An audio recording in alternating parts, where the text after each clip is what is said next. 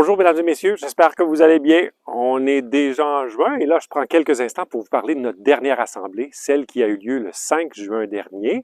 Vous êtes bien sûr toujours les bienvenus à nos assemblées et vous retrouvez sur Internet l'ensemble des détails de ce qu'on a jasé à cet endroit-là.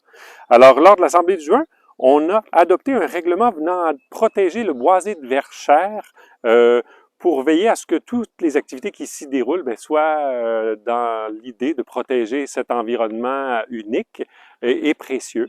Alors, c'est un règlement qui a suivi un processus qui dure plusieurs mois et dont plusieurs d'entre vous avaient entendu parler. Entre autres, le 3 avril, il y a eu un avis de motion et l'adoption du premier projet de règlement, ce qui a été suivi du 2 mai par une consultation publique lors de l'Assemblée publique et on a adopté à ce moment-là le second projet de règlement.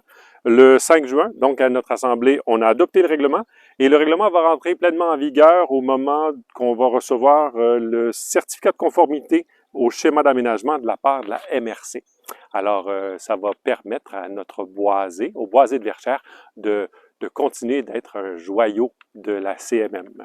Alors, j'ai aussi présenté le rapport du maire puis déposé les états financiers pour l'année 2022. J'ai présenté les faits saillants de la situation financière de Verchères. Cette situation financière a été vérifiée par un auditeur indépendant, bien sûr. Alors, pour votre information, l'exercice financier 2022 se finit avec un surplus de 875 411 $. Ça s'explique par à la fois des revenus plus élevés.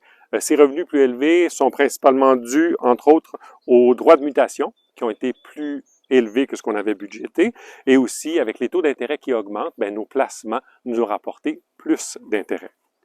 Ce qui apporte un surplus libre accumulé pour la municipalité de 2 132 563 $, duquel il est coutume de prendre un montant.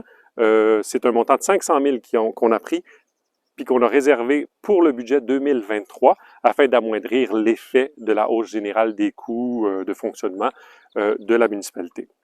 Je vous invite bien sûr à consulter le site Internet pour voir le détail de ce rapport qui est complet sur Internet. En terminant, on a autorisé la phase 2 de reboisement sur notre territoire en collaboration avec l'organisme Arbre Évolution. Alors, vous allez pouvoir voir les arbres qu'on a plantés au parc Roland-Pigeon, au parc Louis-Saint-Pierre et près des étangs aérés ici à proximité de l'usine d'épuration. Alors, je vous remercie beaucoup de votre attention et je vous donne rendez-vous à notre prochaine assemblée qui aura lieu le 3 juillet. À bientôt!